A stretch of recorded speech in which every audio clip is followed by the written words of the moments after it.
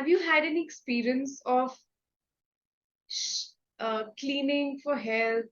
You know, when somebody else other than you in your family is going through some health issues, it can be very worrisome, and you can feel sometimes you want to help, but you don't Hmm. know how. So, and how does cleaning work with it, and how has it ever helped in your life with that?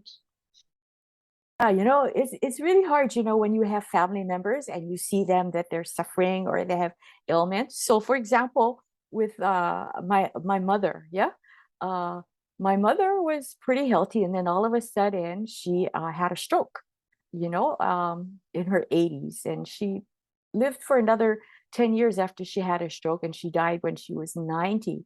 But during that whole time when my mother had a stroke, the first thought was, gosh, I have to help my mother. I have to fix my mother, because she had some mobility issues, and she became semi crippled on one side, and she had problems. And I always felt like, gee, I really have to take care of her. But knowing that, the mantra was always, we're not here to fix others, just simply look at yourself, look at yourself. I had to every day ask myself, okay, so what is going on in me that my mother should have this stroke? And then I would have to clean with the frustrations or the sadness that I had in me, that I couldn't fix her, that I couldn't make her to come back to be perfect again, you know?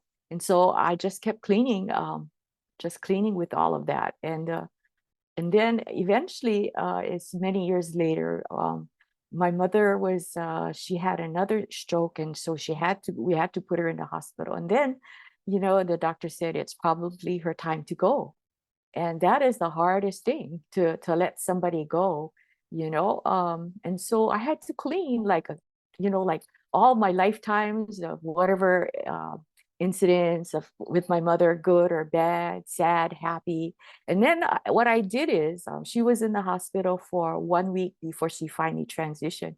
So for about one whole solid week in the hospital, I sat at her bedside, and I did like hooponopono almost 24/7, you know and then they were doing treatments for her. They had to do injections or whatever. So I would just see simply cleaning, and then she'd become uncomfortable, so I continue to clean. And then, in the end, finally, in the final day when she passed, she just passed in such a very peaceful manner, that it was just it's just something to experience. And it was fascinating because, you could look out of the window where she was at the hospital, and the sun was setting, and it was just these beautiful colors of purple and orange in the sky. And then, just as that sun was setting, it was like she took her last breath, and then she just went, you know and so, as tough it is was, I thought to myself, okay, 24/7, Ho'oponopono is not impossible. It is. You just stick with it and do it. And it really was about just cleaning myself and all the emotions and the attitudes of what I saw going on that happened, knowing that I couldn't save my mother, and I had to let her go. So, and it's hard with family members, but in the end, there's this, after she passed, it's just a sense of bliss, or peacefulness that comes about to know that she's okay.